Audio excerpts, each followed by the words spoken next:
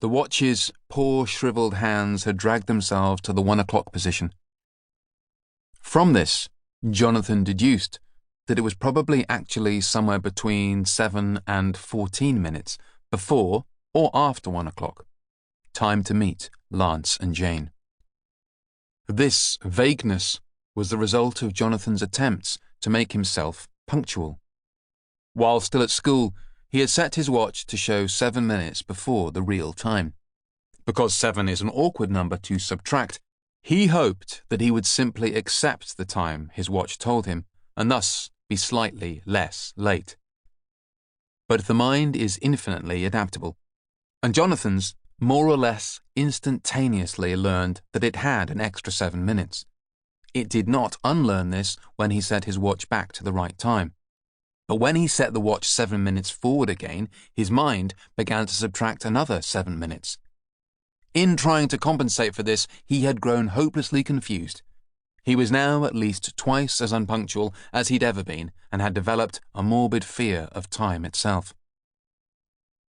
He went to see Mr. Rice, who was stalking the aisles with his ramrod back and his tape measure draped about his shoulders like a badge of office. I think it's time for my lunch?" said Jonathon. Mr. Rice turned his sharp face towards Jonathon and raised his eyebrows. This was his preferred means of communication, despite the fact that the eyebrow code for "yes it is, go off and have yourself a great lunch, you've earned it, hotshot," was, in every important respect, identical to the one that signified "it's nowhere near time for your lunch, stay here, don't you realise how close you are to being sacked?" It could equally have meant, "I think I love you," or "the weather in Paris is most clement at this time of year." So Jonathon decided just to go and have lunch. All morning, he had been thinking of Rachel and of his lunch with Jane and Lance. He kept replaying his conversation with Rachel in his mind, rewriting the dialogue. When he tried to bring her face to mind, he couldn't. The image had already been worn away by overuse. But then, at odd times, it would flash, perfectly formed, in front of his eyes. This made it very difficult to concentrate, and he found himself excitedly recommending items of clothing at random, particularly, for some reason, trench coats. This resulted in an unusually large number of sales, resulting, in turn, in an unusually large number of rich people looking very slightly more stupid than they had done previously.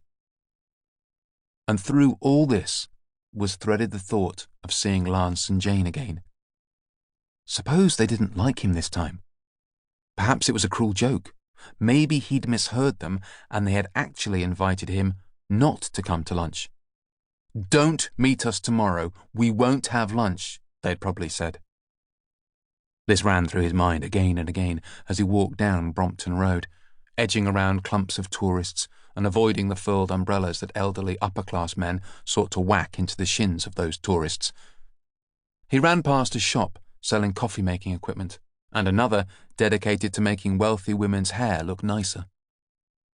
He was also worried about the cost of the coming lunch, hoping desperately that it wouldn't be expensive but knowing that it must be. Jane probably hadn't even considered the cost when she had invited him, and he had been too polite to ask. As he saw it, there were 3 possibilities. 1, he could claim not to be hungry and just have a coffee, although in reality he was starving and might well collapse without food. Besides, not eating might lead to the second possibility. 2, they might realize how poor he was and insist on buying him an enormous meal, which would make him feel desperately uncomfortable. 3, he could admit that he was starving and simply pay lots of money, which he could in no way afford.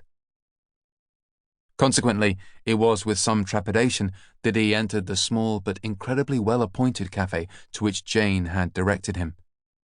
As he entered, a 4th possibility struck him. 4. They might not be there. This would mean he had been stood up by another man and someone's grandmother. Standing in the doorway, he looked around, unable to see them. What had they looked like? Perhaps they were wearing completely different clothes or had changed their hair.